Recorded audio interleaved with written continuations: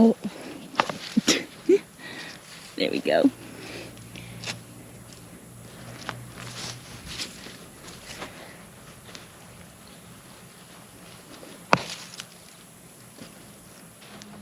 Hey guys, it's been a bit since we were in the garden last. I've been working pretty hard the last couple weeks getting it cleaned out. So most of the summer harvest is gone. Most of the summer plants have been either ripped out or they just were spent all on their own. And I have actually started planting the fall and winter garden. So I want to show you that as well as harvest the sweet potatoes with you.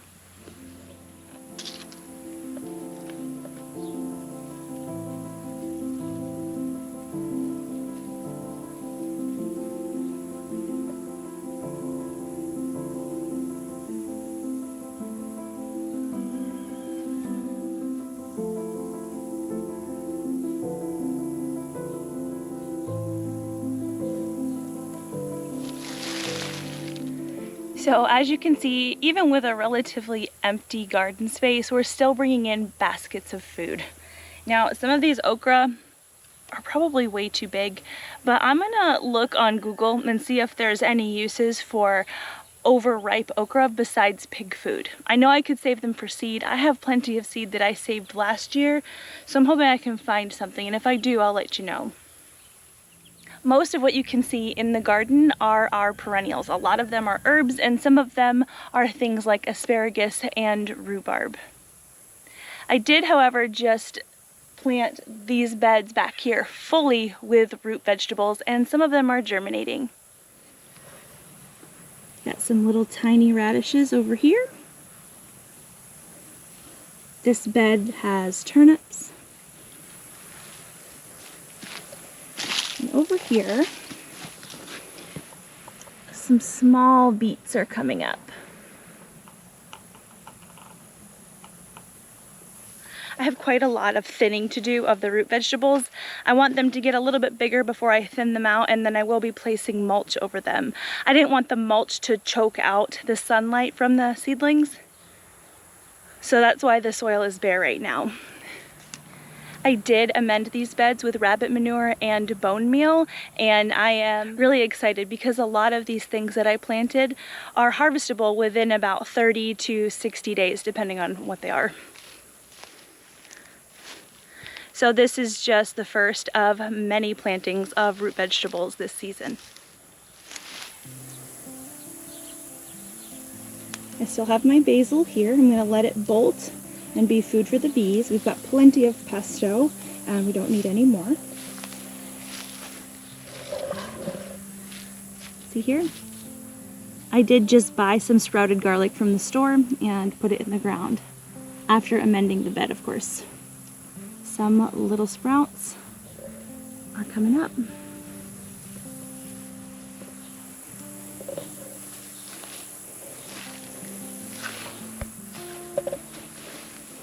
On the back side of this tomato trellis here, I have peas planted about every 4 inches.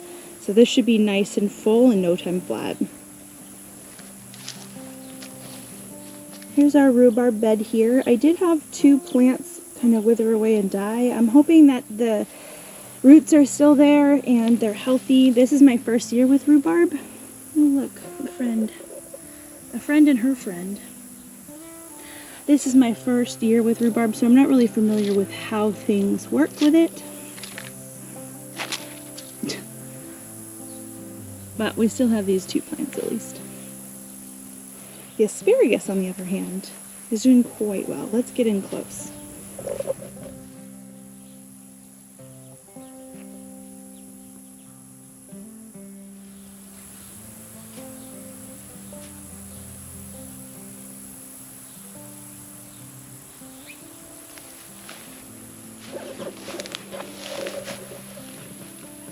This is a purple variety, and this is just 1 crown. Some of the asparagus is actually quite large, and I'm excited because I think we'll be able to harvest some asparagus next year. Based on the thickness of these stalks, I really think that we'll be able to harvest. From what I've read, you want the stalks to be about the thickness of a pencil. And we've already got that right here. And there's so many thick stalks of asparagus coming out that I'm really thinking that we'll get a decent harvest out of a lot of these crowns next spring. I have some cilantro planted here and some elephant garlic that I was able to find locally. We had a volunteer cucamelon come and grace us with her presence. Very welcome sight. I've got some milkweed that I put in the ground here, and I did plant some purple potted peas along this trellis. And along the side of this U-shaped bed here, I did purchase some thornless blackberry canes, and those have taken root and are doing quite well. Here's some of the sweet potatoes that I've already harvested. After I got a good handful of these out of the ground, I decided I should probably bring you with me. I still have about 9 feet worth of bed to go, so let's get harvesting.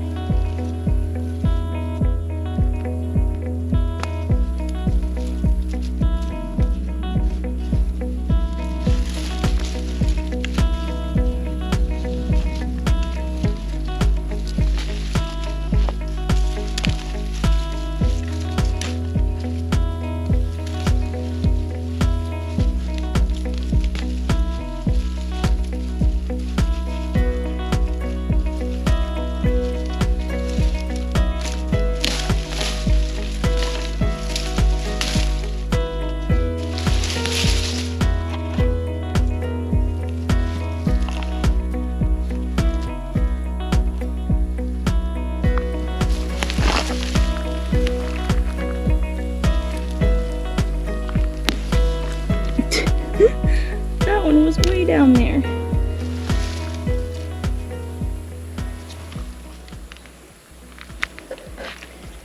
I believe this stalk is from some lamb's quarter that I let volunteer in here. It's got a lot of roots.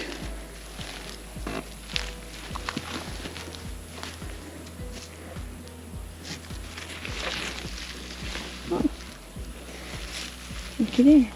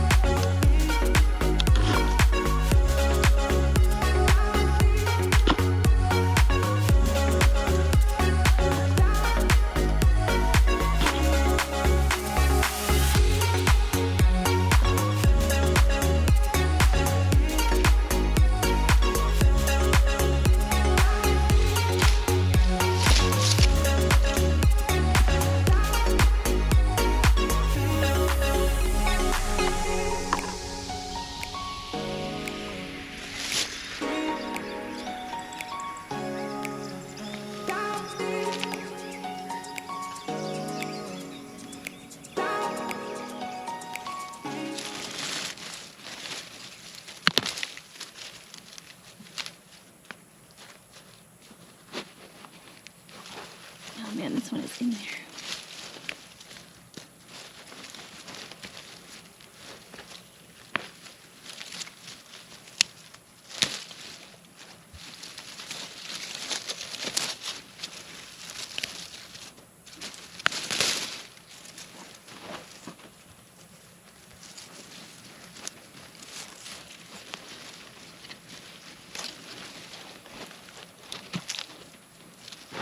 Oh, there we go.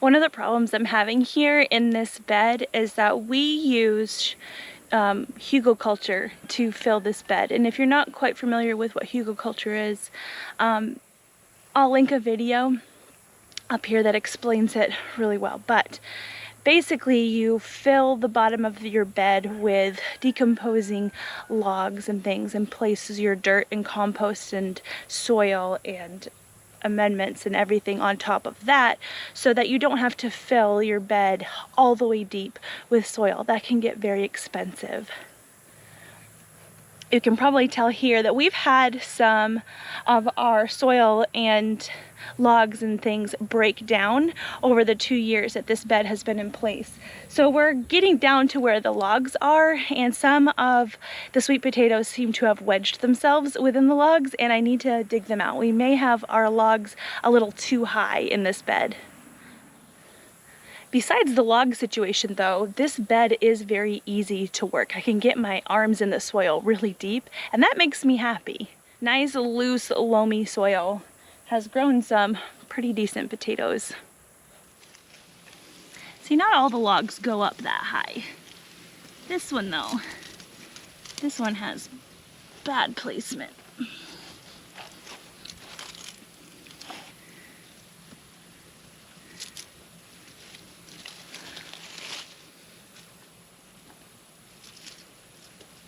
Big purple one.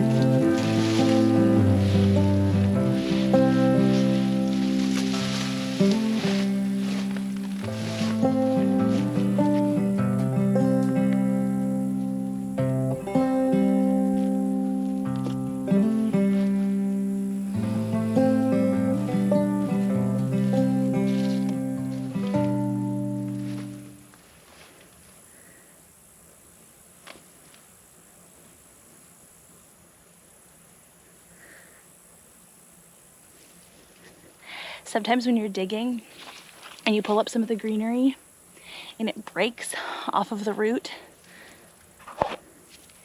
you can hear kind of a hollow crack, and you just know that it came off of a big potato. So dig a little deeper if you hear something like that. Ooh, because there's probably a reward at the other end of it.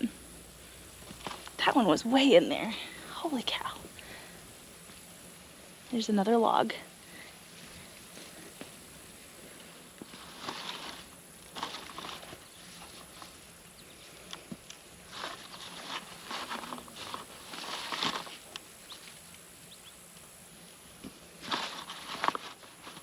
So here we have our 2021 sweet potato haul.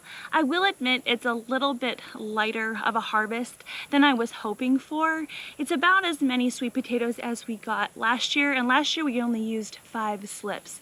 But there's a couple things that I learned this year about growing sweet potatoes that I'll be applying next year, and maybe those are some things that you'd like to know. So here they are. Last year when I grew sweet potatoes, I grew them in my smaller 4x4 beds that have the walkways in between, and I trimmed up the greens when they were over there just so I could walk through the garden more easily and so the greens wouldn't overtake everything else I had growing in there. Well, it turns out one of the ways that you can get larger roots is by trimming the greens off of the sweet potato, and I didn't know that I was doing my roots a service last year and kind of a disservice this year by allowing them to grow up and over this arched trellis. It was beautiful, but my sweet potatoes put a lot of energy into growing greens and less energy into growing a good root system. Also this year, I think I misjudged how deeply our logs for our Hugo Culture bed just weren't. A lot of the soil on the top has broken down quite a bit since we filled these beds. They need filling again and amending. But some of the sweet potatoes, as you saw, I did get it out. This is the one that was stuck. Some of the sweet potatoes that you saw did get kind of intertwined in those logs and sticks, and it made it pretty hard to harvest. So if you're going to be planting sweet potatoes in a Hugo Culture bed, make sure that your logs and sticks and things are either pretty well broken down or they're probably at least 12 to 18 inches deep so your roots aren't going to get tangled in them. I'll probably dig around in the bed a little bit more and find a few smaller ones, I'm sure. But overall, I am really happy with this harvest. This garden and these beds are only going to improve with time. This bed is only not even 2 years old. My husband put it in the summer of 2020. And so the soil within has a lot of maturing to do, a lot of breaking down to do, and they're only going to get better. So I am ecstatic considering. Look at this honker.